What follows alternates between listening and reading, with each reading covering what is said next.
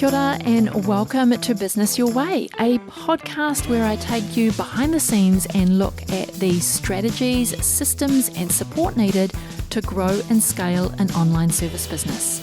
One that not only supports you and your family financially, but one that gives you the freedom to live the life of your dreams. I'm taking the many lessons learnt over the last 2 decades of running my own business and working with hundreds of clients to bring you what's working now conversations. I'm pulling back the curtain to bring you real stories from real people, including myself. We're going to talk about everything from how to get clarity on your vision, creating systems so you can automate and delegate, how to hire a kick-ass team that creates raving, returning and referring clients. We're even going to talk about how to kick those limiting beliefs to the curb so that you can flourish in your business. I'm your host, Sandra Julian, an Indigenous mama of 3, fashion-loving sewist and business strategist.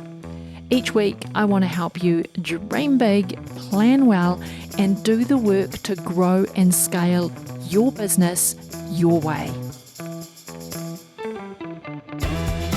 Kia ora and welcome to episode 108. I'm thrilled to have you back for another episode of Business Your Way.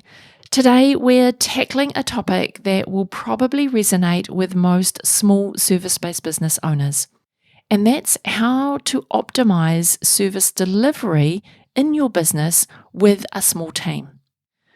Because what I found out is that 97% of all businesses in New Zealand are small business. And a small business is defined as one that has fewer than 20 employees. So wherever you are in the world, I am sure that that is a similar percentage in your country. So go Google that. Find out that you're actually among the masses instead of being the minority, although that's how it feels when you are a small business. You feel as though you are the minority and you're always dealing with businesses that are much bigger. So maybe this might sound a bit like you. You're a proud business owner with a small but mighty team. You're committed to delivering top-notch services to your clients, but sometimes it feels like you're wearing too many hats. How do you streamline your operations without compromising the quality of service you're delivering to your clients? And this is a question that I know that I've asked myself many times over the years. So in this episode, I thought I would give you 3 specific areas that you can work on to optimize service delivery in a small team. Things that I myself think are important and that I know to be true. They're not textbook theory. They are things that I've practiced and that I've implemented and that I have seen other businesses do the same. So I know what I'm sharing with you today will help you in a really practical way, especially if this question of quality of service delivery with a small team is something that you are asking yourself. How do I do this? How do I get better at this? And so we'll also touch on the importance of clear communication within your team and with your clients. Because after all, a well-informed team is an efficient team, and satisfied clients are your best marketing strategy, right? And of course, I want to talk to you about how you can infuse your cultural identity into your service delivery, making it not just a transactional service, but an experience that reflects your unique brand because of your cultural identity that you bring and that is intrinsically threaded through your business because of who you are. First off, I think we need to leverage technology for efficiency, especially in a small team where we don't have the luxury of time. This is where I believe technology can be the biggest game changer for our small teams. Because your small team is small but mighty. But how much time are you really wasting getting everyone on the same page? How much time are you wasting calling meetings to update everyone or to get updates from your team on where a project is at, or what's the next best step for this client, or what are we doing with the way that we are delivering this service? What is happening? Things aren't going smoothly. Whatever that is, how much time are you wasting in meetings getting your team on the same page? Because, like I said, we all know that time is a precious commodity in the world of small business. And as a service-based entrepreneur with a small team, we need to make the most of every moment. And that's where I believe technology can become our best and biggest trusted ally. With the right tools, you can amplify your impact and be much more efficient, meaning that you can get more done in less time. So from project management to communication, technology has the potential to revolutionize the way that you operate your small business. So now let's talk specifics. What tools can you leverage to boost your efficiency? I want you to think about project management platforms, communication apps, automation tools, and industry-specific software. But I truly believe that every small service-based business must have a project management tool, and there are many out there to choose from. This, in and of itself, has been the biggest game changer for my small but mighty team. And if you've been around on the podcast for a wee while, you will know that my favorite tool is Monday.com. And I have tried many tools in the marketplace before actually finding Monday.com, and I can't even tell you the amount of change that has happened in my business and the efficiency gains that we have got because we implemented this tool. And that's because every project that we do has a board, and every board is broken down into groups. And then there are multiple tasks that live within each of those groups. And every action that is taken on each of those tasks is noted within the task update section. Now, that might sound like a whole lot of gobbledygook, but what that means in essence is that there is not a task for a project that is not on our project management tool. And every task is being updated in real time as action is happening against that particular task. And I think about our project management tool, it is like, well, it is not like, it is my risk management plan for my business. Because if one of my team are away for a number of days, or days could turn into weeks, they have an accident or they're seriously ill, taking one team member out of my team can have a huge impact. But I know that having a project management tool with every action in it and all of the updates recorded, that I can bring in another team member, they can sit down and review a project management board and get up to speed with that project within a half a day. And so that is really quick for a small business to keep a project moving without a huge impact on the service delivery. And that has been the biggest game changer for my team. The other tool that we use that I also think it gives efficiency for small teams, whether you are remote or in person, is a chat channel. Now, we use Zoom chat, but you could use other platforms. For an example, you could be using Slack. I know of lots of businesses that use Slack. These are great tools and provide efficiency in your business. But you have to have a very clear policy around how you use each of these channels. And for us, we've clarified it like this. If it relates to a task, then it has to be recorded in Monday.com. If you want to tap someone on the shoulder as if you were in an office in a physical building, then we would use a chat channel. So if you just want to go, hey, you know that caterer that you used for that last event, what was their name again? We would use a Zoom chat for that. Just so then we can record who we are using in our project management tool and then record the contact that we've had with them, when we reached out to them, and all those specifics. So I know that these two tools alone can have such a huge impact on optimizing your service delivery. If you don't have either, I would highly recommend implementing both. If you have these tools but you're not seeing the gains, then take some time to optimize how your team are using the tools.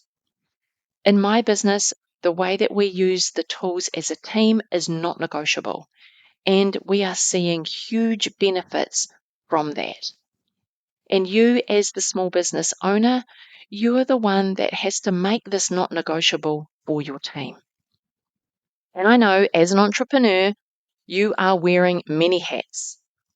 But the key to sustainable success lies in empowering your team to take ownership of their roles. And this is not just about delegation, it's about fostering a culture where each team member feels valued, motivated, and most importantly, empowered.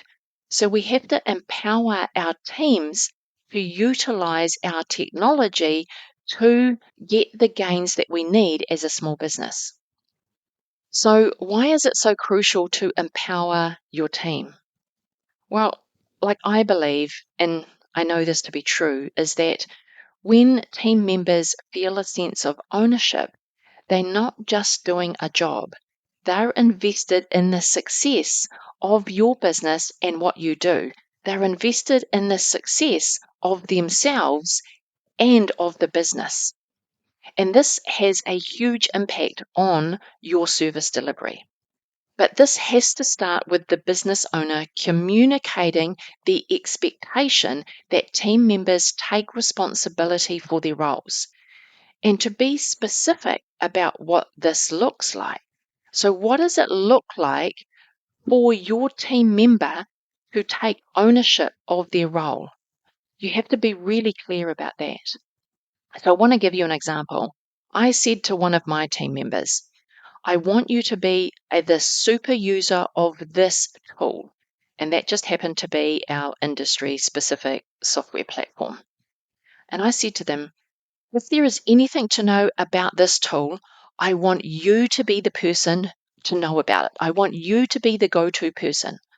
I want you to take responsibility for being curious about everything that this platform can do and how we can leverage it in our business to take advantage of all of the things that it can do and how that can have an impact on the way that we serve our clients.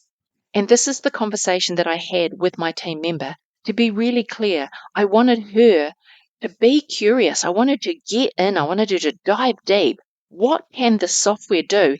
How can we take advantage of that?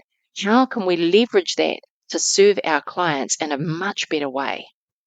And she fully took that role and she took ownership of it and really took pride in being that super user, having people ask her, what is the best way that we can use the tool to do X?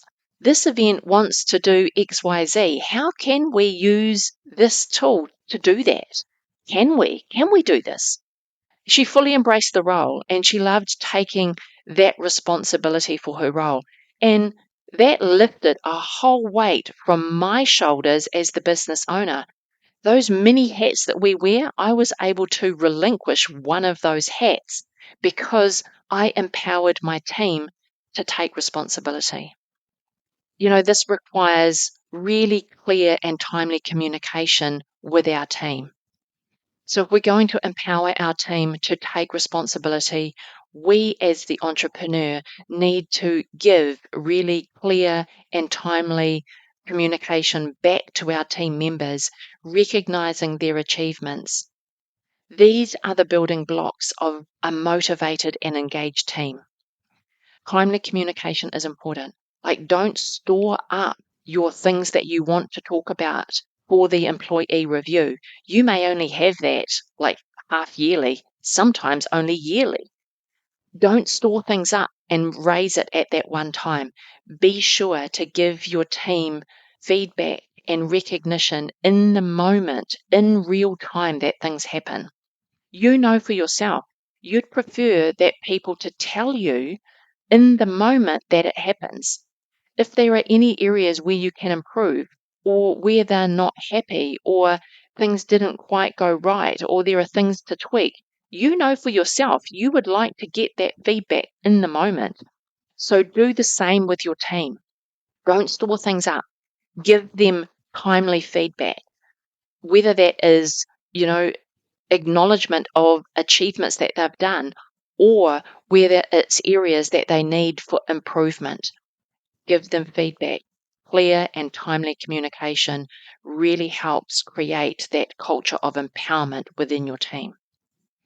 And here's the really exciting part, right? Is an empowered team isn't just a feel-good story. It directly contributes to a better service delivery and better client satisfaction. A team that feels valued and empowered naturally goes the extra mile, delivering a service that stands out in the crowded marketplace. And then you've got a team and a service that you can be very proud of. And you, as the entrepreneur, don't need to wear all the hats. So be aware of how you, as the business owner, are creating a culture of empowerment within your team. The last thing you want is drama in a small team. And that's exactly what will happen when you're not conscious about what you are or are not doing to empower your small but mighty team. I wanted to jump in here really quickly and ask you for a big favour. If you are loving this podcast and this episode, I would be grateful if you could share it with a friend. Or even better yet, jump over onto Instagram and share it on your stories. Don't forget to tag me, I'm sandrajulian.co. That really is the best way for others to find out about this podcast, and I thank you in advance. Alrighty, back to the episode. The last topic I want to talk about in today's episode is infusing your cultural values into your service delivery. Now, as a proud Māori woman, I understand the significance of cultural values. They're not just part of who you are, they're an integral part of our business and how we do business. And therefore, I think it's important to explore creative ways to integrate your own cultural values into the very fabric of your service delivery process in your business. Now, I truly believe that cultural authenticity is a superpower in business, because when you can stay true to your cultural roots, it can have a profound impact on the client relationship and your brand identity. It's not just about service delivery, it's about creating an experience that resonates on a deeper level. And this is where your own personal cultural values come into your business. Because as a small business entrepreneur, you are your business. Your business is you. You are one. So separating out your personal cultural values and how your business operates, that can feel so much like chalk and cheese, and you're always at odds with yourself. So business doesn't have to be separate to who you are culturally. Your cultural authenticity is truly the superpower for your business. But why does this matter so much? Well, for me, I think the impact goes beyond business. The impact that we are having on the world goes beyond business. It's about creating a legacy. It's about creating a business that is not just successful, but is truly meaningful. It's about having an impact on other people's lives. And we can do that by doing what we do because of who we are. When I started my business partner and I, we were staunch about our approach. We were by Māori for Māori. That was what our business did. That was who we were, and our blinkers were quite closed. But just a few short years later, it dawned on me that the ripple effect of infusing cultural values into our service delivery, both within our team and in the eyes of our clients, could have a far greater reach than we were having at the time. So that's when I took my blinkers off and I started looking at ways to articulate and communicate what set us apart from other businesses in our industry, and how our cultural values were a benefit for everyone that wanted to work with us. But what this does require is for you to dive deep into who you are and what you believe. It's likely that your cultural beliefs are intrinsic to who you are, and you don't see them as being something separate. And most likely, you won't see them at all, because you live your life in a way that you are surrounded by like-minded people who also have those same cultural beliefs and cultural practices. So you don't see them as being anything separate to yourself. They are who you are. You really do need to spend some time with yourself, unpacking your cultural beliefs, and then seeing how can they be, or how are they, because you are probably operating your business with these cultural beliefs in place, but really spend some time to unpack them and see how they truly are the secret sauce to how you work. Now, I'm not saying that you have to, force your cultural beliefs onto all of your team, especially if your team come from varying cultures, and that is highly likely to be the case, because you can't find the person that you need with a specific skill set who is the same culture as you. There's a whole lot of things in this bucket alone that why we are or aren't authentically putting our culture into the business and infusing our cultural values into the service delivery within our business. There's a whole raft of things that could be taking place or not taking place, or are limiting us or excelling us. Like, there's a whole raft of things. And I really, like, this podcast doesn't have, I don't really want to dive into that here. And it's a big topic all on its own. But I do want to say you need to work out what works for you and how you operate your business, because you are your business and your business is you. And how you lead your team and empower your team and how you operate as a team all comes back to your cultural values. I know that you've probably heard, big business talking about the organizational culture and what that looks like and the culture that they're trying to create within their business. When we come from a cultural background, we are able to take what comes intrinsically to us and embed that culture into our business very easily. It doesn't need to be hard, and we don't need to overthink it, but we do need to dive deep and unpack what that really means and what are the benefits of this to our team and to our clients. And then your ethnic culture then becomes your business culture, and how you operate your business by a set of understood values. So spend some time, take a look at what are your cultural values. How are you infusing that into the service delivery of your business in order to really put a flame behind and put some fuel to the fire that makes your business authentically different from everyone else in the marketplace? Because people are done with cookie cutter businesses.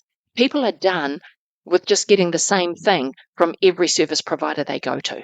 So think about how your cultural values are the secret sauce and provides authenticity in what you do for your clients, and how that also works across your team, so you are all moving in the same direction, in the same way, with the same understandings of what it means to deliver great service in your business.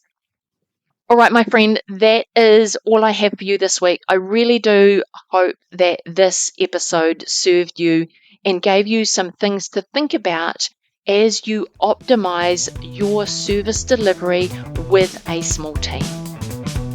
Before you go today, I want to thank you for being here and listening all the way to the end.